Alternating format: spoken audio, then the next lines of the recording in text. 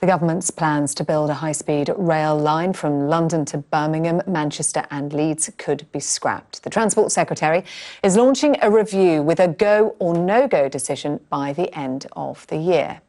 The budget for the High Speed 2 rail project is £55.7 billion. £7.4 billion have been spent so far, but still no railway track has yet been laid.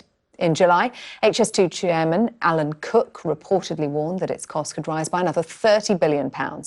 Our senior correspondent in Woods reports. If you're in a hole, sometimes you just have to stop digging.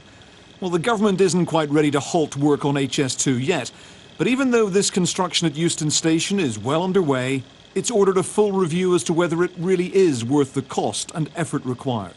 Just because you spent a lot of money on something should not mean that you just carry on ploughing more and more money into it. The responsible thing to do is to really look at it and say, is this actually going to stack up? Does it work for the country?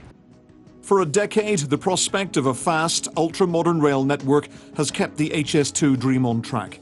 But the prospect of it now being shunted into a dead end fills some with dread. People here in the north of England will be very wary about this review, because we've had promise after promise after promise from the government that they're going to invest in northern transport, and so far those promises have proved to be as reliable as our trains. And where does that leave people whose lives have already been turned upside down? Ron Ryle is about to lose his house worth more than £1 million and his garage business to compulsory purchase orders. He claims he's been offered only 60% of the value. I've known this house for all of my life. 70 years. I can't buy anything like this. There is nothing like this in this area. First World War was 1914-18, the Second World was 39-45. I've been fighting this longer than each of the two world wars. And you're going to be fighting it for a good deal longer? I'm still fighting it. 900 homes on the route have already been bought up at a cost of £600 million. Some of them are in Burton Green on the outskirts of Coventry. But they're being rented out because even though disruptive preparatory work is underway, full construction hasn't yet started. We're happy with this review coming up because we actually feel that for people like us that live in the village, we can actually get into London within an hour, £15 return if you book in advance. It is no advantage to us whatsoever. This field in Buckinghamshire used to be used for grazing sheep.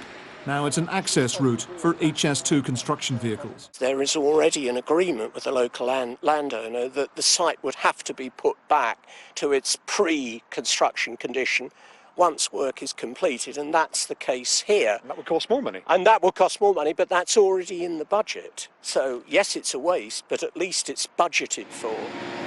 The review will be completed by autumn, by which time we'll know whether all this work on the country's biggest infrastructure project has been worthwhile or in vain. Ian Woods, Sky News.